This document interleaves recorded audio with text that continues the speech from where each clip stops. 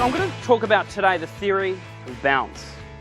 The first principle is actually moments, defining moments, individual moments that really define who we are. And the second principle I'm going to talk to you about is opportunity, creating and really finding opportunity in everyday life. It was only 3.5 years ago I had a major car accident. I was going 104 and the semi-trailer truck was going 102. The doctor said to me, "Sam, you'll never be able to walk ever again." Recently I was on national radio and they said, "Sam, if you could go back to that place where you had the accident, would you change it? Surely you'd change it." And I said, "No, I wouldn't change it, because this is the person I was meant to be today."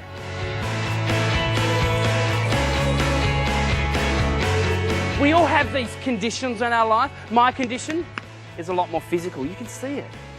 But we all have these conditions. Whether or not they're relationships, they're financial, they're problems, they're issues, they're burdens. I don't know what goes on in your life. I don't know sometimes maybe the trauma that you might feel, the problems of the relationship issues that you know, but it's not about the condition, it's actually about our decision, it's our attitude towards that. You know, recently I was reading about different animals, different animal groups. You know how they have names, right?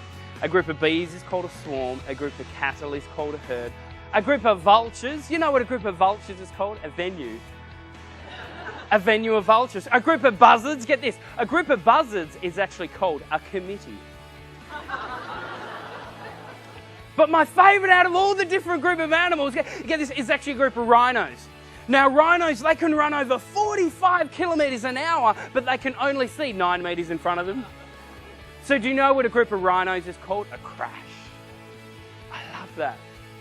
And if someone comes up to me and says, "Sam, I can predict what happens in 10, 20 years' time," I'd call them a liar. The future is there to be created.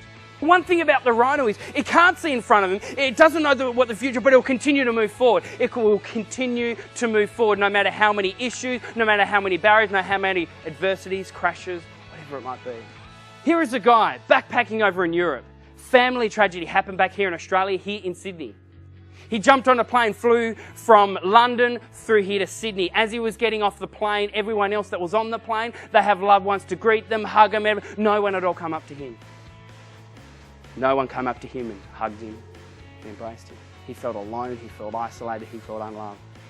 Right there he had a decision whether or not he was going to get bitter or whether or not he was going to get better.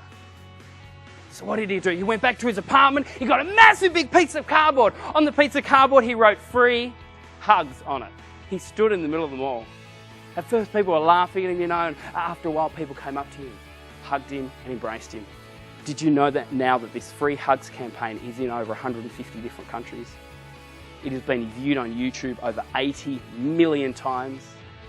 He's been on shows like Oprah Winfrey, David, all from this one moment in his life where he was walking off the plane and he decided not to get bitter, but to get better. Where he decided to forget the things of the past and press forward to what lies ahead. Where he decided it wasn't actually his condition, but it was actually his decision.